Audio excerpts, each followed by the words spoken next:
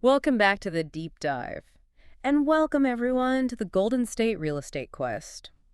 This is where we tackle those topics for the California real estate exam that, well, might seem a bit heavy or overwhelming sometimes. That's right. And we turn them into clear, practical knowledge pathways, really building that solid foundation for your success right here in California. Exactly. And today we're getting into something absolutely fundamental. I Yeah. mean, it's crucial not just for passing the exam, but for everything you'll actually do as an agent. We're talking about understanding value. You know, it's funny, isn't it? When most people think about property value, the first thing that pops into their head is often, well, how much is someone willing to pay for it? Right. Or maybe it's pure emotion. Yeah. Oh, I just love that backyard. It's got to be worth X amount. Or, just judging by how it looks from the street, it feels really subjective. It really does feel that way sometimes. But just going by feelings or simply what someone's asking for the place, that's actually a huge pitfall. Well, sure, market buzz and what people like definitely play a part. Figuring out a property's real value is much more, well, analytical. So less gut feeling, more logic. Exactly. Think of it less like pulling a number out of thin air and more like being a kind of real estate detective. Ooh, I like that. A real estate detective. Yeah. You're using specific tools, specific principles, to uncover what the property is actually worth based on defined criteria and some pretty rigorous analysis. Okay, so there is a method to the madness then. It's not just guesswork. Absolutely. It's really a blend. It's part science, part art. How so? Well, the science part is applying these established principles, following structured methods, using hard data. The art comes in when you have to skillfully pick the right comps or make, those nuanced adjustments based on how the market's actually behaving, and then interpret all that data in context. Right, putting all the pieces together. Exactly. It's about logic and analysis, leading to a really well-supported opinion, not just a guess. Okay, so for this deep dive then, our mission is really to peel back those layers. We want to understand the factors that really drive value, get into the main approaches appraisers use to estimate it, and maybe touch on some basic financial tools agents can use to grasp investment potential. That's the goal, moving beyond just guessing to making truly educated estimates. So you can give confident advice to your clients. Precisely. We're aiming to give you the different lenses, if you will, to look at a property's worth from multiple angles. All right, let's start with the basics, getting the language right. In real estate, you hear price, value, cost thrown around all the time. They sound similar, but are they really interchangeable? Oh, definitely not. And mixing them up can cause, well, real problems. It's super important to get these straight. Okay, break it down for us. Let's start with price. Price is the easy one. It's simply the amount of money that's asked for a property, or maybe offered, or actually paid. It's a fact. It's history. Once a deal closes or an offer is made. Just the number. Just the number. And importantly, our sources emphasize this. The price someone actually paid might not really reflect the property's value at all. What's that? Because the price could be swayed by, the buyer's weird financial situation, or maybe the seller was desperate, or some other unique circumstance in that one specific deal. It doesn't always mean it reflects the broader market. Okay, so price is a historical fact specific to a transaction. What about cost? Cost is about what it takes to create or obtain the property. It's the actual or maybe estimated expense to build it new, reproduce it, replace it, or even just acquire it. Like one source puts it, cost is the price to create or obtain. Got it. Cost, making or getting it, price of what it's sold for. So where does value fit in? Value is the tricky one because it's different from both. Value isn't a fact like price or cost. It's an estimate. It's an opinion of worth. An opinion based on what? Based on a really thorough analysis of market facts, data, trends, all that stuff. And crucially, value is always stated as of a specific date. We call that the effective date. Okay, so it's time sensitive. Very. And unlike price, which is usually just one number, a formal opinion of value from an appraiser, well, according to U.S. app standards, it could actually be a specific dollar amount or maybe a range of values or even expresses a relationship like no more than X amount. Depends on the job. Value is really about the relationship between the property and the people who want it. Interesting. So value is this informed estimate tied to a date. Now, for a property to even have market value, I remember reading it needs certain basic things, right? The sources talk about the elements of value. Yes, absolutely foundational. Think of them like the essential ingredients. Sure. Without these, a property just doesn't have market value. What are they? The key ones usually mentioned are scarcity, Yeah. It can't be available everywhere. Right. Transferability, you have to be able to actually transfer ownership legally. Utility, it needs to be useful for something, serve a purpose. And demand, there have to be people who actually want it and have the money, the ability to buy it. If one of those is missing, you really don't have market value. Makes sense. DUST is the acronym sometimes used, right? Demand, utility, scarcity, transferability. That's a common way to remember them, yes. Okay, and speaking of value, you mentioned it's an opinion, but it seems like there isn't just one type of value either. The standard depends on why you're valuing it. That's a really critical point. The context matters hugely. Understanding these different standards helps clarify the purpose of the valuation. Let's look at the main ones you'll encounter. Right. Probably the most common one, especially for houses and typical sales, is fair market value, or FMV. Okay, what defines that? Generally, it's the most probable price a property should sell for in an open, competitive market. This assumes a whole bunch of things. That the buyer and seller are both reasonably knowledgeable, they're acting in their own best interests, neither is under any pressure, and the payment is in cash or equivalent financing terms. It's basically the market consensus. So F&V is the benchmark for a normal, everyday sale. But what if I'm working with an investor? They might look at it differently, right? Totally differently. And that brings us to investment value. This is the value of an income property, specifically to one particular investor. How's that different? It's driven by their personal investment goals, maybe their specific required rate of return, how much risk they're comfortable with, their tax situation. It's based on the property's potential earnings, sure, but seen through that investor's unique financial filter. So my investment value for a property might be different than yours. Exactly. And our sources point out an investor's investment value could easily be higher or lower than the fair market value.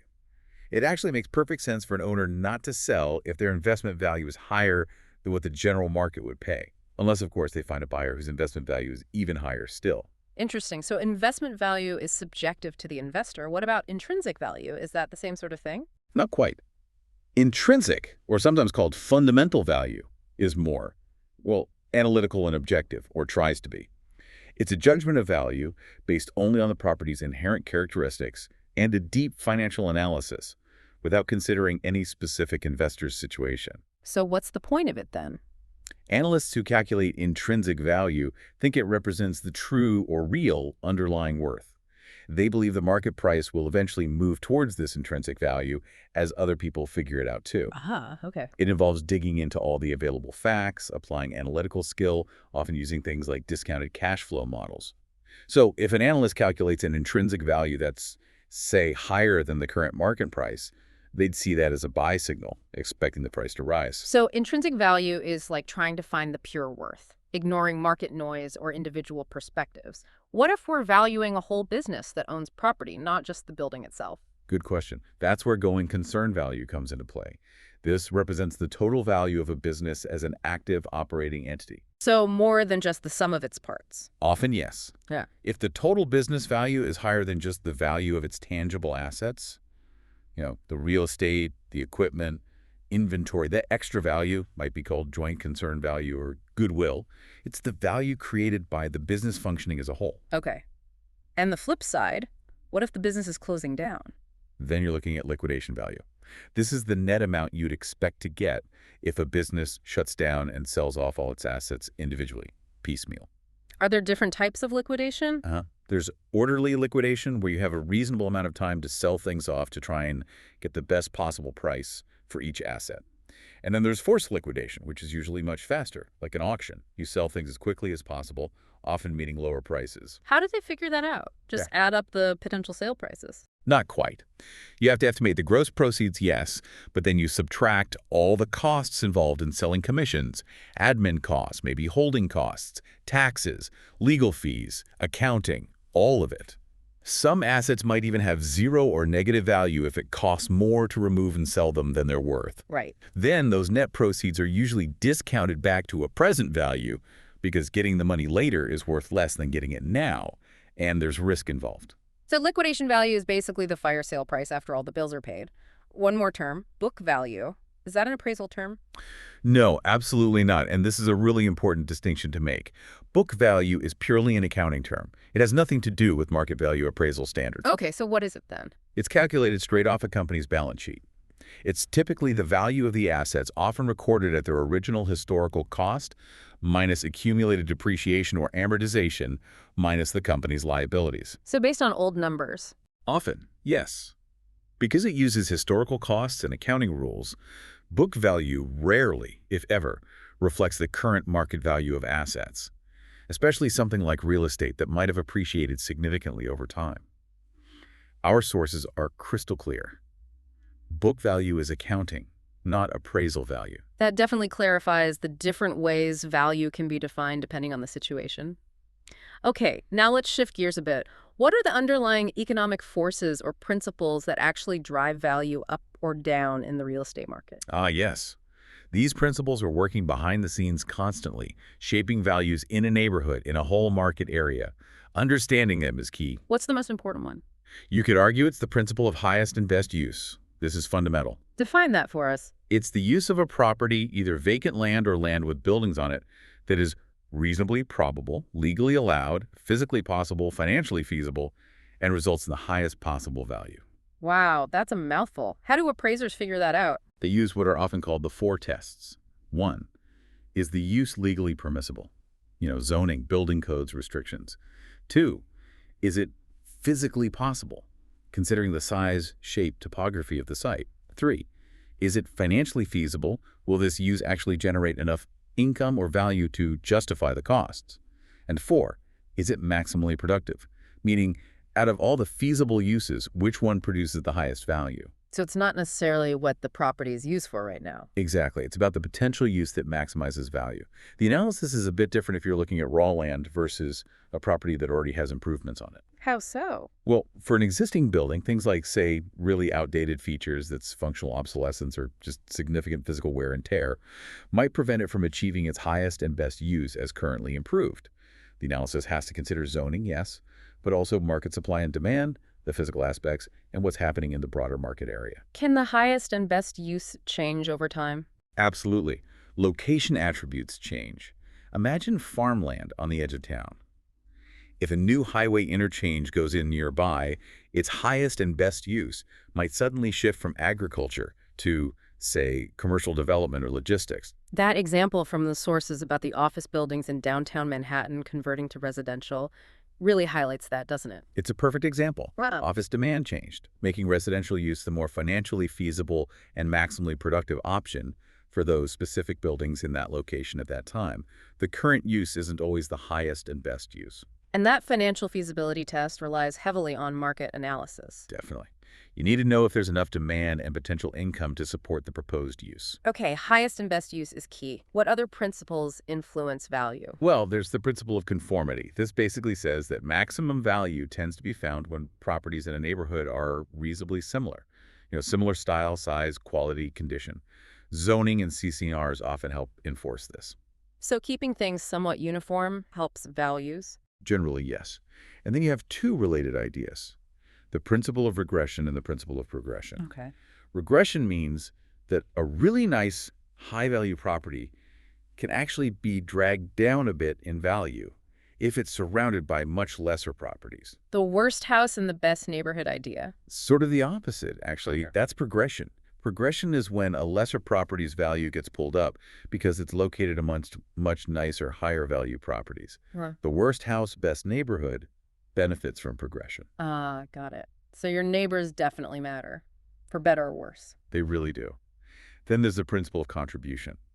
This one's important when thinking about renovations or additions. How does that work? It says the value of any specific component or improvement, like adding a swimming pool or remodeling a kitchen, is measured by how much it adds to the value of the whole property, not just how much it costs to install. So spending $50,000 on a pool doesn't automatically add $50,000 to the home's value. Exactly. It might add only $30,000 in value in one market, or maybe $70,000 in a market where pools are highly desirable. It's about the market's reaction, the contribution to overall value, not the cost itself. That's a tough conversation to have with sellers sometimes. It can be. And another huge one, guiding buyers, is the principle of substitution. This is really fundamental to how markets work. What's the idea there? It states that a knowledgeable buyer won't pay more for a property than it would cost them to acquire a similar, equally desirable substitute property that offers the same kind of utility. So people compare options. Constantly. Why pay $500,000 for house A if house B down the street is basically the same thing and listed for $480,000? That's substitution in action. That really underpins the whole idea of using comparable sales, doesn't it? Absolutely. And all these principles operate within the context of the neighborhood life cycle. Neighborhoods aren't static. They tend to evolve through stages. What are the typical stages? Usually you see development, new construction, growth, Yeah. then stability. The neighborhood is established, well-maintained, desirable.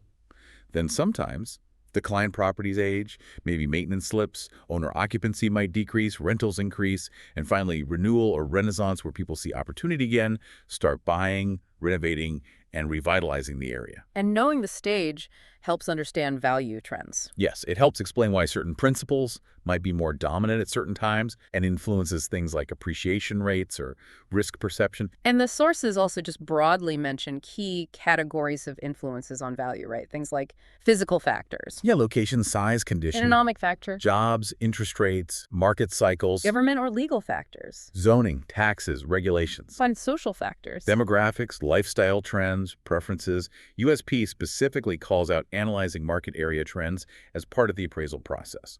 All these weave together. Okay, let's pause for our think like an agent moment. How does understanding all these principles actually help you on the ground, talking to clients? Oh, immensely. To be an example. Okay, say you have a seller who put in a very expensive, very specific custom kitchen. Beautiful, but maybe not to everyone's taste. Right. You can gently use the principle of contribution to explain that while it costs a lot, the market might not recognize the full cost in the final value.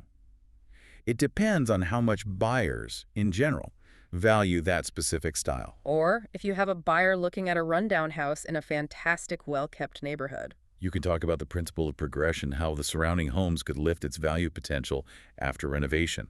Or you could discuss its highest and best use the matter.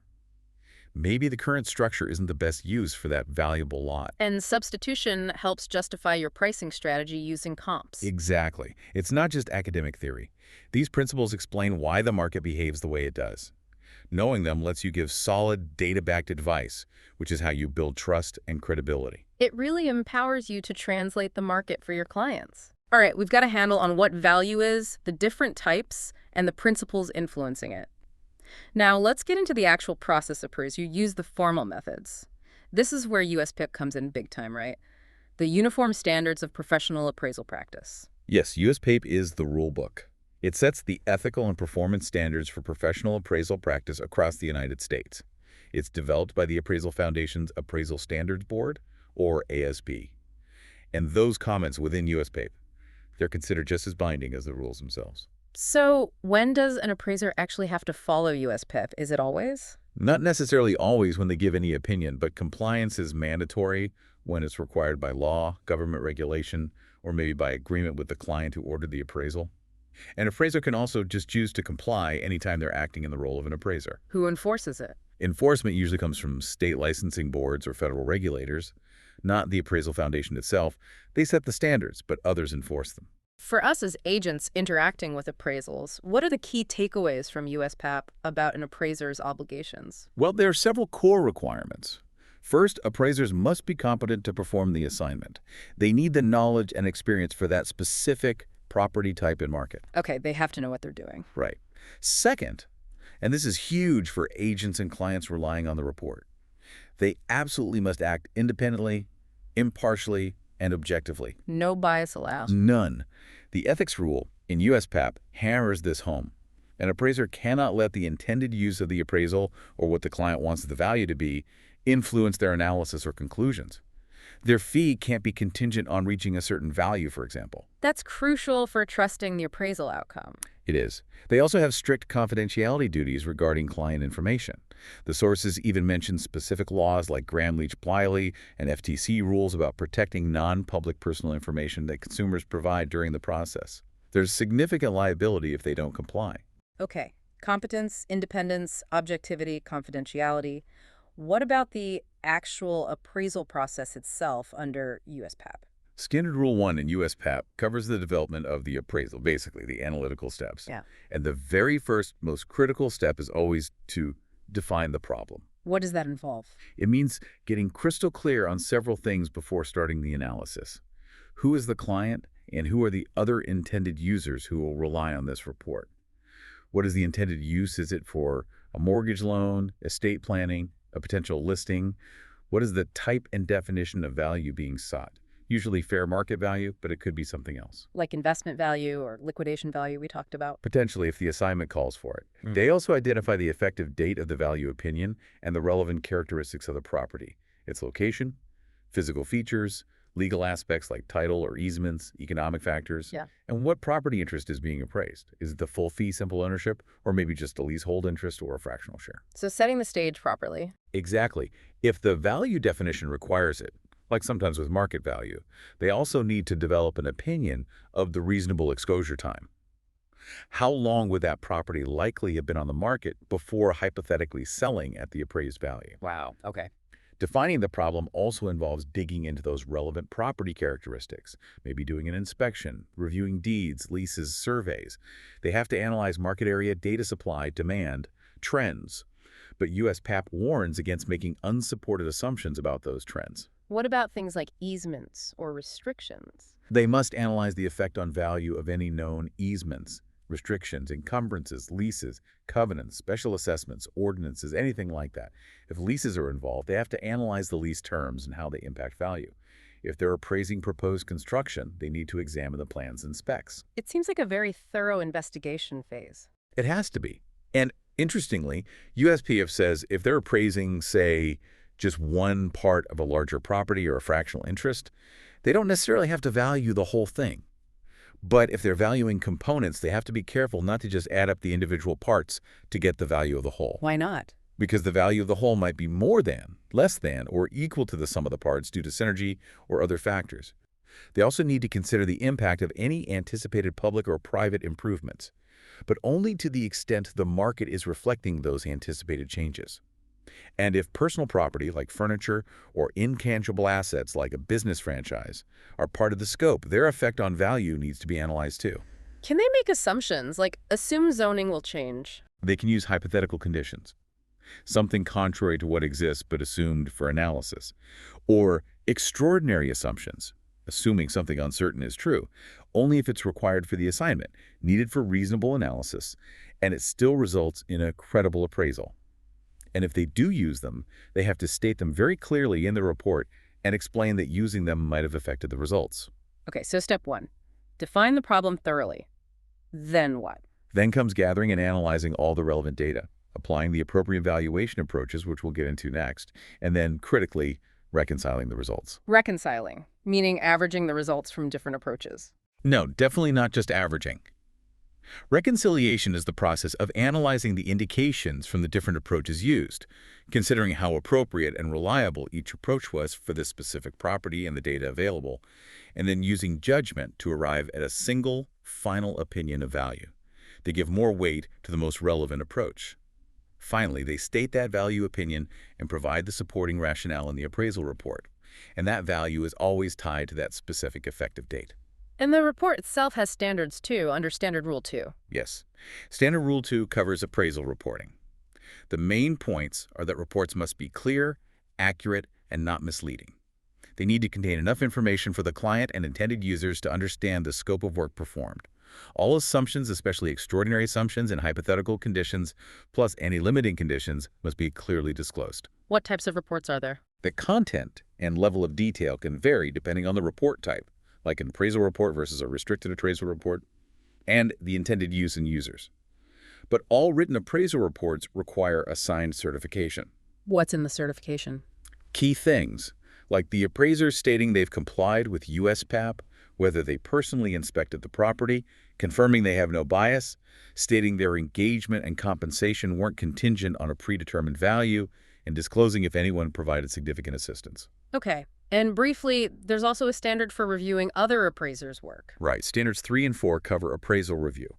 That's when an appraiser is hired to develop an opinion about the quality of another appraiser's work, maybe their report, or their whole work file. The reviewer has to be competent for that task, understand review procedures, and know the scope of the review. Can the reviewer give their own value opinion? Yes. The reviewer can also provide their own opinion of value for the subject property if that's part of the assignment scope, but they must follow Standard 1 if they do. And importantly, the reviewer signs their own review report with its own certification. They do not sign the original work they reviewed. Got it. So even though as agents we aren't writing U.S. appraisals, understanding this framework, the emphasis on competence, impartiality, clear problem definition, thorough analysis, proper reporting, the reconciliation process, it really helps us understand the appraisal reports our clients get and sets a high bar for the kind of ethical, objective analysis we should aim for in our own work, like CMAs. Exactly. It demystifies the appraisal process and highlights the principles of a credible valuation. Okay, fantastic foundation. Now let's get into the toolbox itself, the three main methods appraisers use to actually estimate value. These are the big three: the sales comparison approach, the cost approach, and the income approach. Depending on the property type and what data is available, an appraiser might use one, two, or even all three. Let's start with the sales comparison approach, or SCA. This one feels like the most common, especially for houses. It generally is for residential properties, yes. The SCA works exactly like it sounds. You compare the subject property, the one you're valuing, to similar properties that have sold recently. We call these the comparables or comps.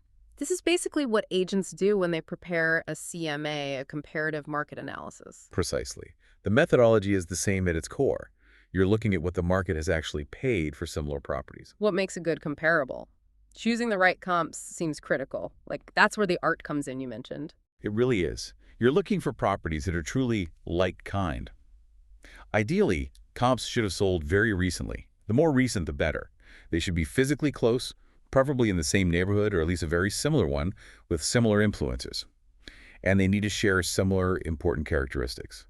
Things like square footage, lot size, style, ranch, two-story, etc., age, overall condition, number of bedrooms and bathrooms, amenities like garages or pools. The more similar, the less adjusting you need to do. Okay, so you find these similar recently sold properties, then what?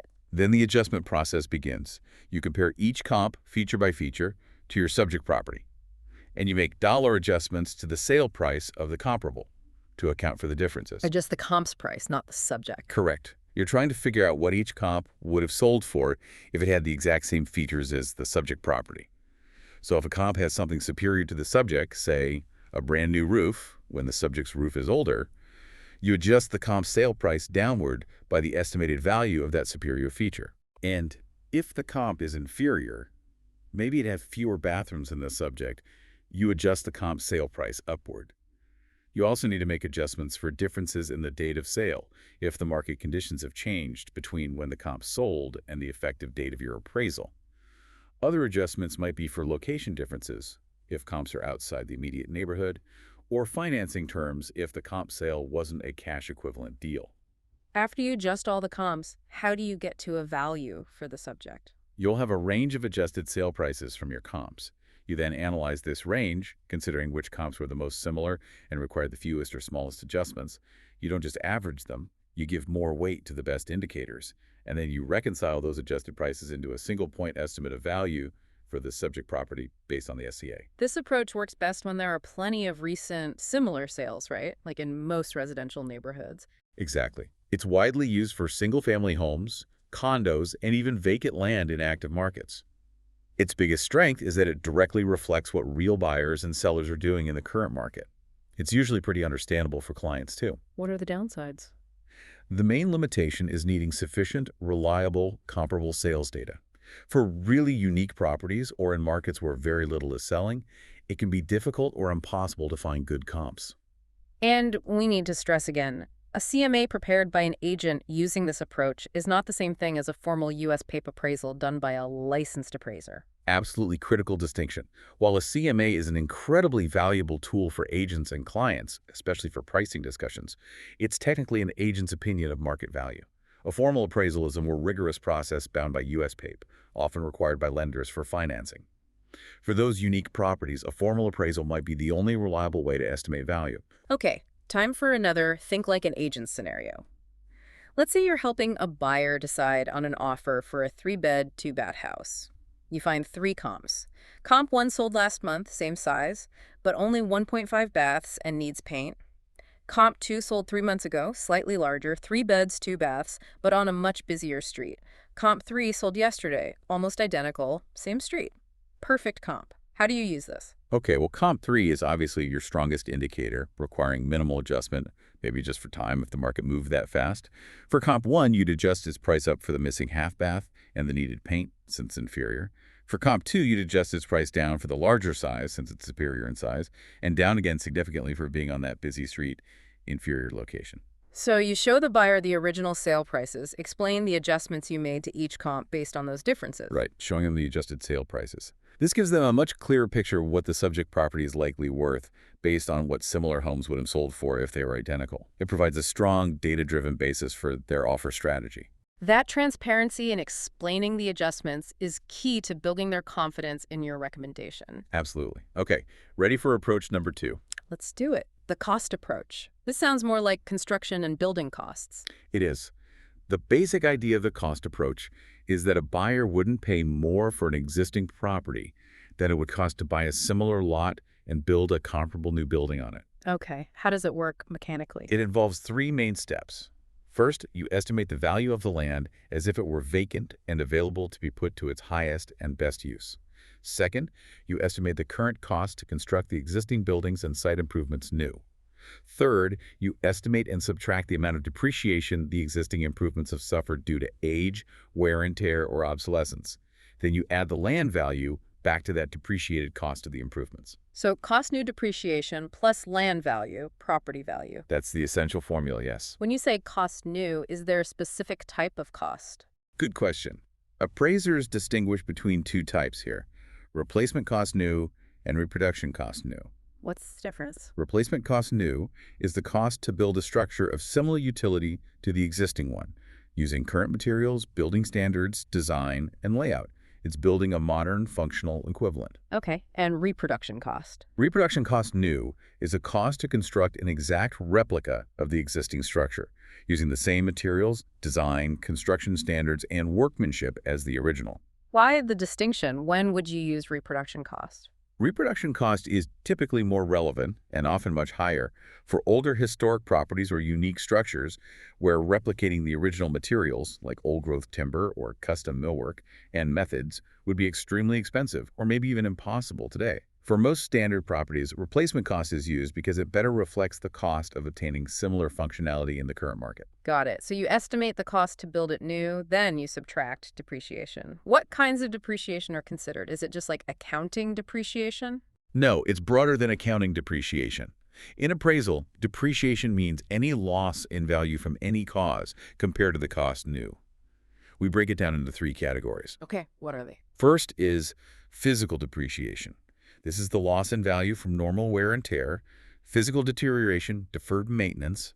Think leaky roof, worn out HVAC, cracked foundation, things breaking down over time. Makes sense. Second. Second is functional obsolescence. This is a loss in value due to factors within the property itself.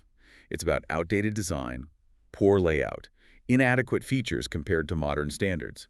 Maybe a house with 5 bedrooms but only 1 bathroom, or a commercial building with really low ceilings, or outdated electrical systems. It doesn't function as well as a modern equivalent. Things that make the property less useful or desirable today. Exactly. And the third type is economic obsolescence, sometimes called external obsolescence. This is loss in value from causes outside the property lines. Like what? It could be changes in the neighborhood, maybe increased traffic or noise, a major employer leaving the area causing economic decline, environmental contamination nearby, or even just negative market changes impacting the whole area.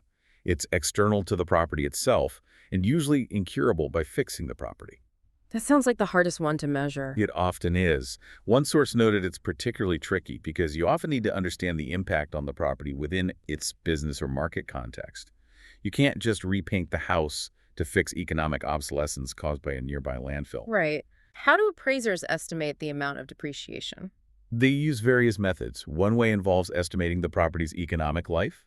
That's the total period over which the improvements are expected to contribute value, which is usually shorter than how long the building will physically stand. They also estimate the effective age, which isn't the actual chronological age, but the age the property appears to be based on its condition, updates, and utility. A 50-year-old house that's been impeccably maintained and modernized might have an effective age of only 15 years. So a well-kept older home depreciates less. In essence, yes, its effective age is lower. The difference between the economic life and the effective age gives you the remaining economic life. They can use age-life ratios to estimate total depreciation or break it down item by item, the cost to cure physical issues, estimating value loss from functional or economic problems. What about things that wear out faster than the whole building, like roofs or AC units? That's handled often through reserves for replacement when we get to the income approach, but in the cost approach, the depreciation estimate would account for the current condition of those shorter-lived items. For example, if a roof with a 20-year life is already 15 years old, a significant portion of its cost new would be considered depreciated. Okay. And how do they estimate the cost new itself? Are there standard ways? Yes. Appraisers use cost estimating services and methods like the unit in place method, cost per component like foundation, walls, roof, the quantity survey method, detailed breakdown of all materials and labor very complex, or the index method, adjusting original cost using cost indices. Importantly, methods related to income capitalization are not part of the cost approach. When is the cost approach most useful or reliable? It's generally considered most reliable for new construction, where there's little or no depreciation to estimate and construction costs are current and known. It's also very important for valuing special purpose properties, things like schools, churches, hospitals, government buildings, properties that don't sell frequently on the open market and don't generate income in a typical way. So the sales comparison and income approaches are hard to apply. So less useful for older homes with lots of depreciation to guess at. It can be less reliable for older properties precisely because estimating that accrued depreciation, especially the functional and economic types, becomes more complex and subjective. Getting accurate cost data can also be a challenge sometimes. All right, that covers cost. Now for the third major approach, the income approach. This one seems geared towards investment properties. Exactly. The income approach is primarily used for properties that generate rental income or other income streams. Think apartment buildings, shopping centers, office buildings, industrial properties. What's the core idea? The fundamental idea is that the value of an investment property is based on the future income it's expected to produce. Investors buy these properties for the return they generate. So this approach analyzes that anticipated income stream and converts it into a present value estimate. It really focuses on the factors that drive investor behavior. What kind of factors influence how investors value that income stream? Our sources highlight several key drivers. Things like perceived safety and risk. The higher the perceived risk, the higher the return an investor will demand, which usually means they'll pay less upfront. Liquidity. How easily can they sell it and get cash? Less liquid assets might require higher returns.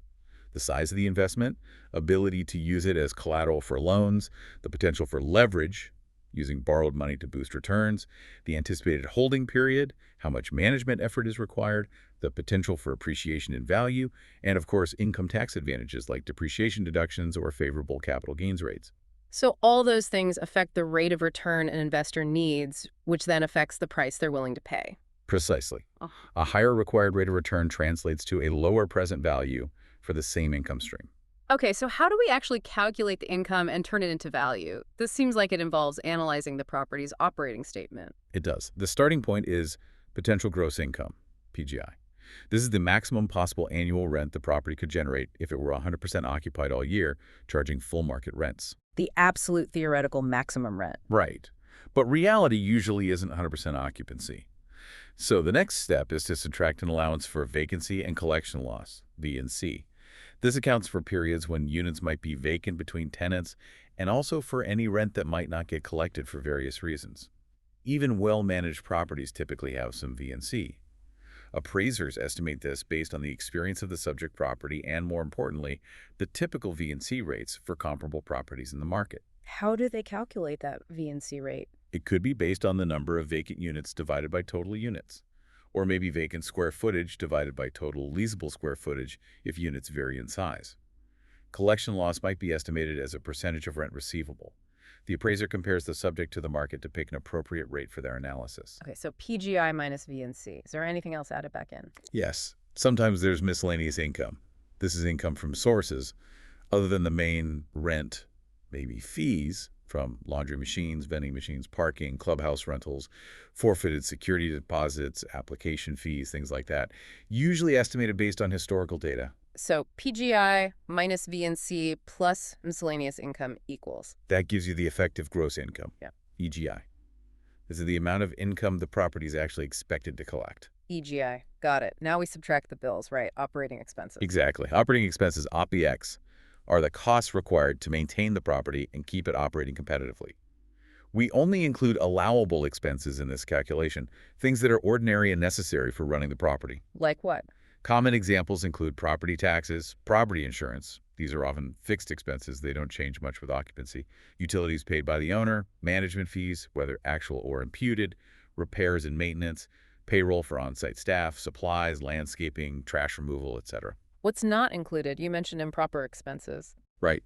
We exclude expenses related purely to the ownership structure or financing, not the property's operation itself. Things like mortgage payments, principal and interest, also called debt service, depreciation for accounting or tax purposes, the owner's income taxes, and capital expenditures, major improvements that extend the life rather than just maintain, are generally not deducted here. Why not deduct mortgage payments? Because the goal here is to find the value of the property based on its own income-generating ability, independent of how any particular owner financed it. NOI represents the income available before debt service. Okay. Is there anything else subtracted from EGI besides OPEX? Yes, usually we also subtract an allowance for reserves for replacement. This is an annual amount set aside to pay for the eventual replacement of building components that have a shorter lifespan than the building itself.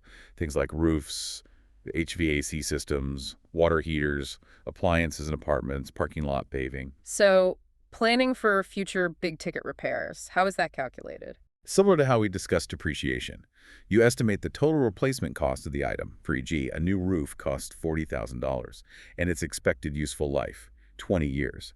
Then you divide the cost by the life, $40,000, 20 years, into $2,000 per year to get the annual reserve amount needed. Okay, so we take EGI, subtract the operating expenses, subtract the reserves for replacement, and that leaves us with The magic number, net operating income, NOI. This is probably the single most important figure in income property analysis.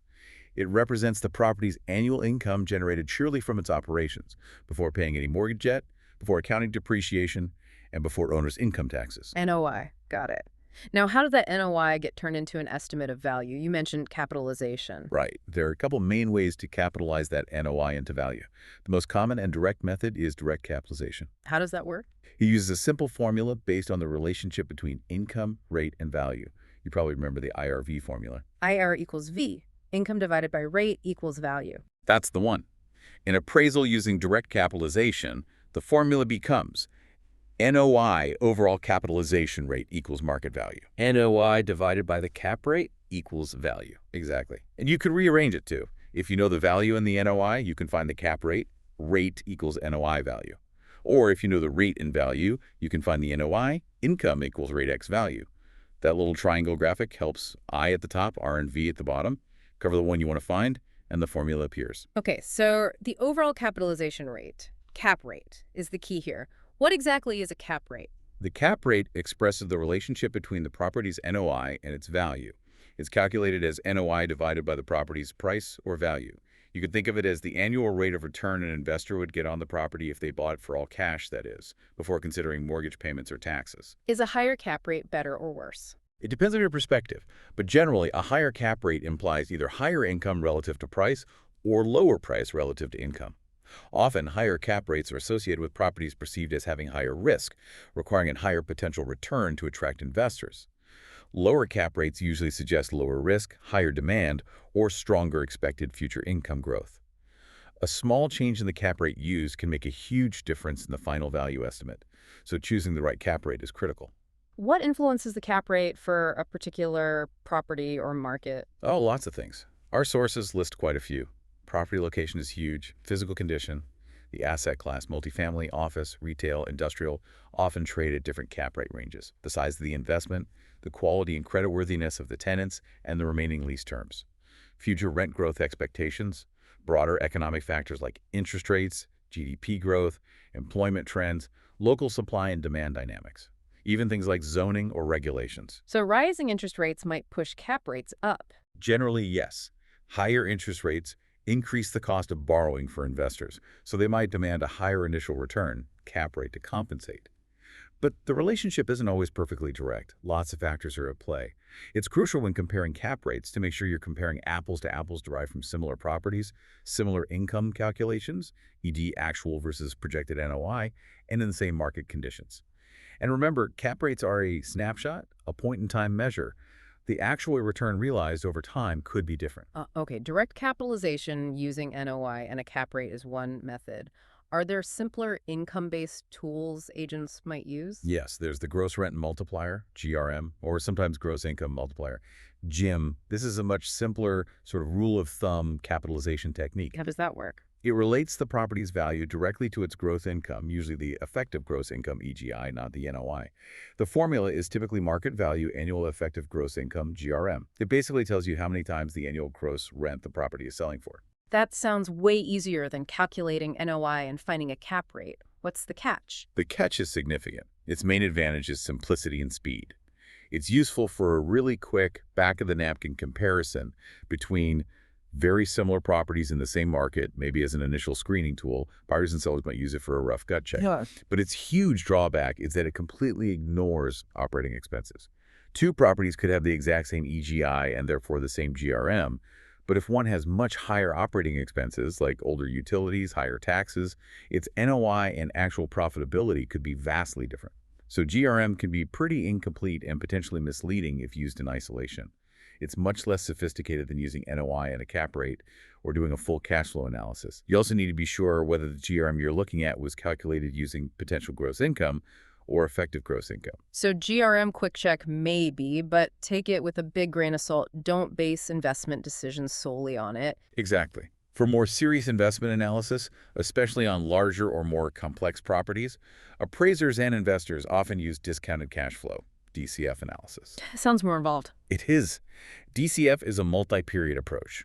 Instead of just looking at 1 year's income, it projects the property's income, NOI, and expenses year by year over a typical holding period, say 5, 7, or 10 years. It also projects the likely sale price, or terminal value, at the end of that holding period. Then it discounts all those future cash flows, annual NOI plus the final sale proceeds, back to their present value, using an appropriate discount rate that reflects the risk and time value of money. So it considers the whole expected investment life cycle. Pretty much. It's used often in detailed financial performance and is key when analyzing the financial feasibility part of highest and best use. There's even ongoing research, mentioned in one source, about developing more efficient shortcut DCF methods that still capture the multi-year perspective, but are maybe less cumbersome. Okay. And one last income concept clarification. Return on investment versus return of investment. Good distinction. Return on investment, ROI, is your profit the income or gain you receive above and beyond your initial capital outlay. Return of investment is simply getting your original capital back. This might happen gradually through depreciation allowances, which are a non-cash expense reflecting the using up of the asset, or when you sell the property and recover your initial investment from the proceeds. The sources sometimes use the term recapture for this idea of getting back the dollars you put in. All right, let's do a think like an agent for the income approach. Imagine you're advising an investor looking at small apartment buildings. Building A has an NOI of $60,000 and is listed for $1 million. Building B has an NOI of $70,000 and is listed for $1,100,000. How do you use cap rates here? Okay, simple calculation. For building A, cap rate equals $60,000 NOI, $1 million price equals 0.06 or 6.0%. For building B, cap rate goes $70,000 NOI, $1,100,000 price approximately 0.0636 or 6.36%. So building B has a slightly higher cap rate. What does that tell the investor? It suggests that based on the current NOI and asking price, Building B offers a slightly higher initial rate of return on the investment compared to Building A. 6.36% is 6.0%. Now, you need to compare these cap rates to what's typical for similar apartment buildings in that specific market. If, say, market cap rates are around 6.5%, then Building B looks closer to market value, while Building A might seem a bit overpriced, lower cap rate. If market cap rates are closer to 5.5%, then both might look like decent opportunities, with B offering a slightly better yield. So it's not just the number, but comparing it to the market context. Absolutely. You'd also want to dig into why the cap rates are what they are. Does Building A have more potential for rent growth? Does Building B have higher deferred maintenance? The cap rate is a starting point for deeper analysis.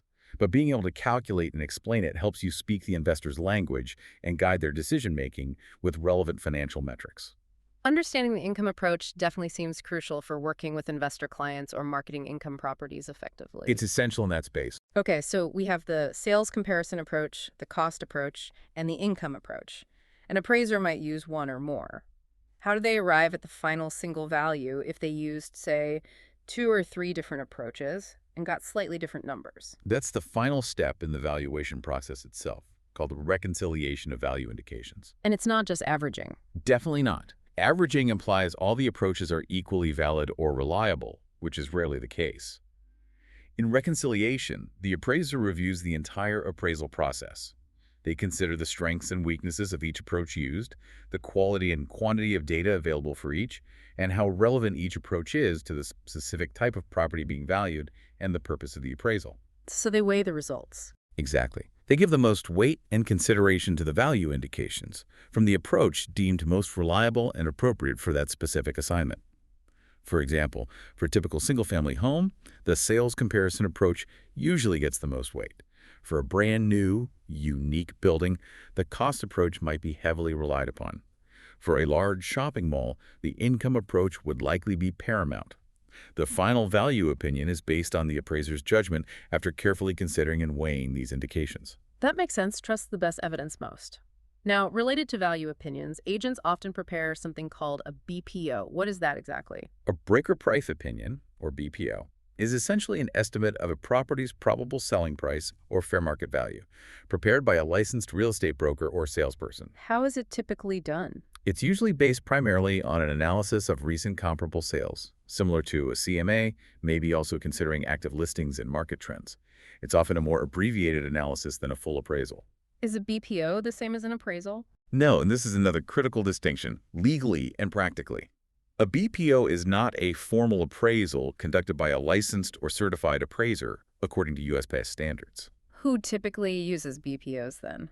Lenders often use them for purposes other than originating a federally related mortgage loan, for example, in managing portfolios of loans, dealing with foreclosures or short sales, or for home equity lines of credit where a full appraisal might not be required by regulation. But for most primary mortgage loans, a full appraisal is required. So agents need to be clear when they provide a BPO that it's not an appraisal. Absolutely. Clarity and avoiding misrepresentation are key. This leads us nicely into the ethical compass segment. Even if agents aren't bound by U.S. PAPE when doing a CMA or BPO, there's still a strong ethical responsibility, right? Absolutely. Professional ethics demand competence, honesty, and diligence when providing any opinion of value. You have a duty to your client and to the public to provide opinions that are well supported by market evidence and developed with appropriate care. So even without U.S. PAP, those core principles like independence, impartiality, and objectivity we talked about for appraisers are good guideposts for agents too. They're excellent guideposts. An agent shouldn't let their desire to get a listing or the client's desire for an unrealistic price override their professional judgment based on the market data. Providing an honest, objective opinion, even if it's not what the client initially wants to hear, is fundamental to ethical practice and building long-term trust. Your opinion needs to be based on the data, not on pleasing someone. And for our CA Corner, how does all this valuation knowledge specifically apply to California real estate practice? Well, first off, a solid understanding of valuation principles and methods is absolutely essential for passing the California real estate license exam. It's a significant topic area. But beyond the exam, it's critical for everyday competent and ethical practice in this state. In what ways? Knowing how value is derived helps you price listings correctly in our diverse and often fast-moving California markets. It helps you advise buyers effectively on offer strategies. It allows you to understand and explain appraisal reports when they come in during a transaction. And remember that point about confidentiality under U.S. PUP regarding non-public personal information. Yeah, the Gramm-Leach-Bliley Act stuff. Right. While those specific rules apply to appraisers, the underlying principle of safeguarding sensitive client financial data is hugely important for California agents too, given the amount of personal information involved in preparing CMAs, handling offers, and facilitating transactions. California has its own strict privacy laws, and failure to protect client data can lead to serious liability. Competence includes protecting your client's information. Okay, another, like an agent ethical scenario. Your seller client insists you list their home for $100,000 over what all your comparable sales data and market analysis clearly indicate is the top end of the value range. They say, if you won't list it at my price, I'll find someone who will. What's the ethical path here? The ethical path is to stand by your professional analysis. You can't ethically agree to knowingly market a property at a significantly misleading price just to get the listing. You need to patiently, professionally explain your findings, show them the data, explain the principle of substitution, discuss the risks of severe overpricing, like the property becoming stale, attracting lowball offers, appraisal issues down the line. So educate. Don't just capitulate. Exactly. You try to educate the client on market realities. You uphold your duty of honesty and competence. If the client still insists on an unreasonable price that you believe is misleading or harmful to their own goals, you might have to respectfully decline the listing rather than violate your ethical obligations. It's about protecting your integrity and ultimately serving the client's best interests, even if they don't see it that way initially. That takes courage sometimes, but it builds a reputation for integrity. It absolutely does. Long-term success is built on trust. So let's wrap up the practical application side. How does mastering valuation really help agents think like an agent and adapt and connect with their clients and the market? It's really the bedrock skill.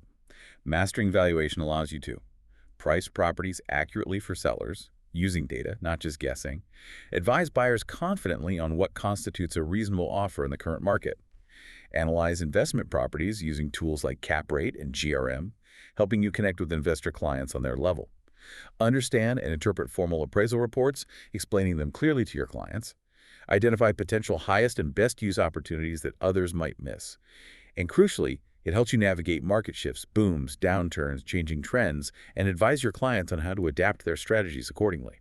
So it makes you a more knowledgeable, adaptable, and therefore more valuable advisor. Precisely.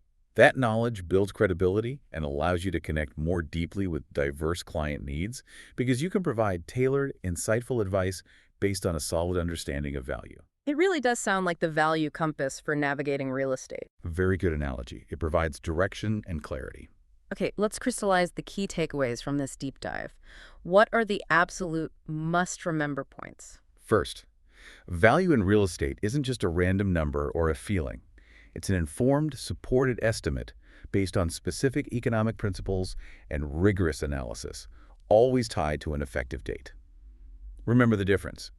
Price is what was paid, cost is what it took to build obtain, value is an opinion of worth. Second takeaway. Appraisers rely on three main approaches: sales comparison, comparing to recent sales key for residential; cost, replacement cost minus depreciation plus land value best for newer unique properties; and income, based on future income potential vital for investment properties. Third. Financial tools like GRM and cap rate offer quick ways to assess income properties, but know their limits.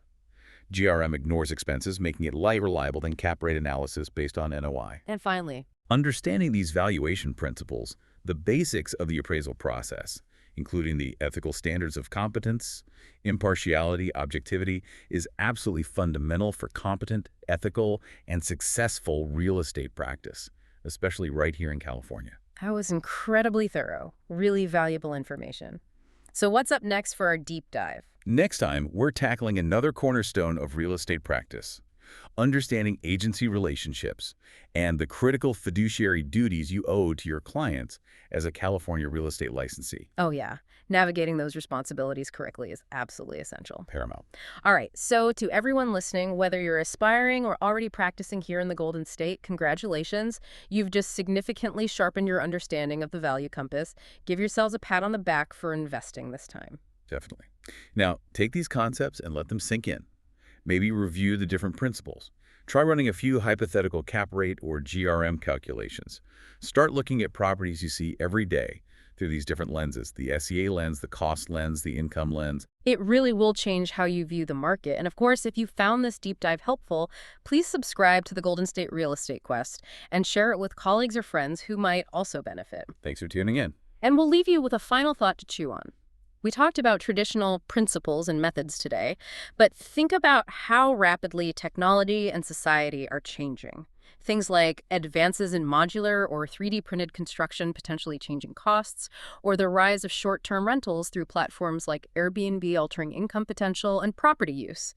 How might these kinds of external forces continue to challenge or reshape the traditional principles of value, or how appraisers apply their methods here in the dynamic California market going forward? Something to keep an eye on. The definition and drivers of value are never completely static.